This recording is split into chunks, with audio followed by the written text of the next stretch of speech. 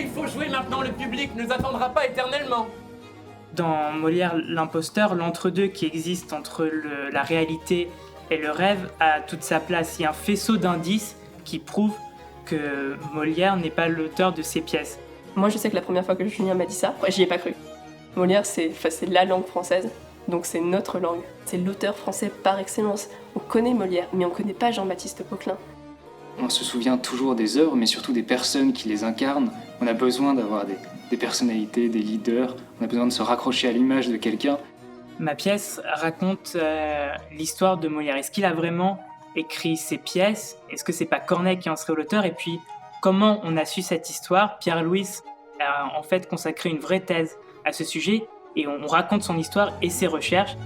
Voici comment débute la vie de Jean-Baptiste Poquelin, dit Molière, que l'on croyait auteur, mais qui n'a rien écrit. Dans mon lycée, j'ai écrit et j'ai monté 2 pièces avec mon amie Astrid Palmarini qu'on a produit ensemble et j'étais fasciné par l'organisation et ce qui m'intéresse c'est comment on met en place des moyens pour raconter une histoire.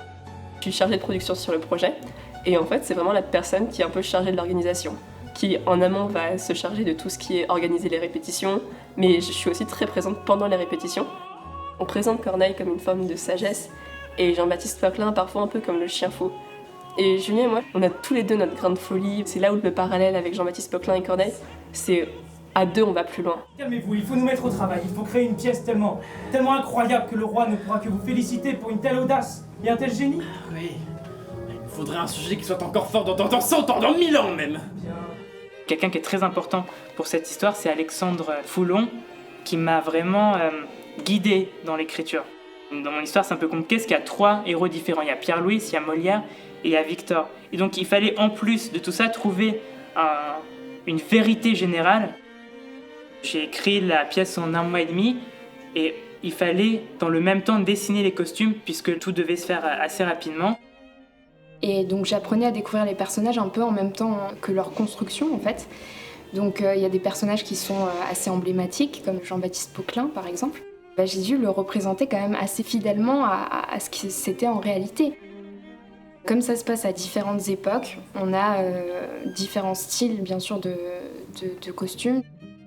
Il y a une scénographie, des changements qui sont très compliqués dans laquelle il faut avoir une rigueur et une justesse absolue. Il y a 25 personnages et donc il faut que rapidement le public puisse identifier le personnage avec le costume.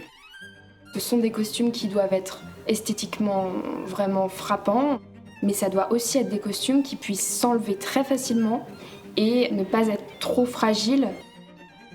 Après, il y a Nicole Arrivel qui a conçu les costumes et qui a adapté le rêve à la réalité.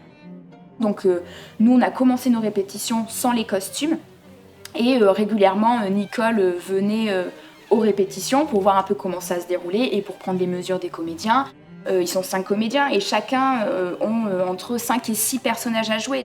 C'est x9 le travail, c'est le travail fois le nombre de personnages et c'est compliqué quoi. Et on travaille ensemble tôt le matin ou parfois un peu tard le soir. Et donc depuis le temps qu'on se voit maintenant, on commence à bien s'appréhender, savoir comment est-ce qu'on joue les uns les autres. Donc c'est super agréable. Je crois que ce qui me plaît sur scène, c'est de surtout pas être moi. Je déteste les saluts ou des rôles qui ont mon âge ou des trucs comme ça. Il y a eu plein de difficultés et qu'on a réussi à traverser. Et j'ai toujours cru en Julien particulièrement. En fait, tous les gens qu'il me fait rencontrer sont des pépites. Il y a Paul, avec lequel j'ai travaillé sur un spectacle précédent et qui est d'une vivacité, d'une intelligence redoutable. Et ensemble, je pense qu'on va faire le théâtre de demain, j'espère. Êtes-vous prêt à ne jamais révéler ces informations sous aucun prétexte? Oui. Êtes-vous prêt à jouer un rôle du matin quand vous vous levez au soir, quand vous vous couchez, à chaque moment de la journée? Oui. Êtes-vous prêt à nous contacter sous aucune condition? Oui. Eh bien Jean-Baptiste, vous serez auteur. Dans ce tourbillon qu'est cette pièce, il faut qu'il y ait un regard bienveillant les uns vers les autres. Il n'y a pas d'imposture dans la troupe. Il y a Stella qui est, je pense, l'élément qui structure le spectacle. Donc je suis assistante de mise en scène sur le projet. On a travaillé ensemble la mise en scène. Il m'a expliqué voilà, ce qu'il désirait dans le jeu des comédiens, mais aussi avec le décor, les déplacements, les transitions qui se font entre les différentes scènes. Pendant les répétitions, moi je l'applique. Elle a un regard essentiel, comme je joue dans le spectacle, je peux pas avoir ce regard détaché. Ça les rassure d'avoir quelqu'un qui observe tout ce qui se passe quand ils jouent et de pouvoir derrière avoir les retours de ce qui n'a pas été, mais aussi de ce qui a été. Le théâtre a cette chose forte, qui a ce contact direct du conteur, ce qu'on perd un peu, bien sûr, dans nos sociétés, ce qui n'existe pas, même avec le cinéma. Au théâtre, on peut être un enfant et décider que si on met cette chaise-là et qu'on décide que c'est un autobus, bah c'est un autobus. Alors que dans un film, généralement, il faut avoir un vrai autobus. Je trouve que le théâtre permet une plus grande liberté que le cinéma. En tout cas, en termes de l'imagination. On pourrait que dire que le théâtre est un art ennuyé, mon combat, c'est de vaincre ça. Prenez place. Janvier 1664, le roi nomme Colbert ministre. Monsieur, cela n'est pas le fruit du hasard, non. Non, c'est notre succès, notre travail. Je vous en félicite. Je m'arrête jamais de penser au spectacle, je m'arrête jamais de penser au prochain. Pour moi, c'est pas un travail, c'est ce que je suis. En venant voir ce spectacle, vous allez apprendre à vous poser les bonnes questions et à réfléchir. Pendant 1 heure, c'est comme une série, ça défile et t'as pas le temps d'ennuyer et tu te marres et t'en prends plein les yeux. C'est un moment qui est hors du temps. C'est un moment dynamique, c'est un moment bluffant. Et au-delà d'être une histoire, c'est notre histoire. Et ça sera l'histoire avec un grand H.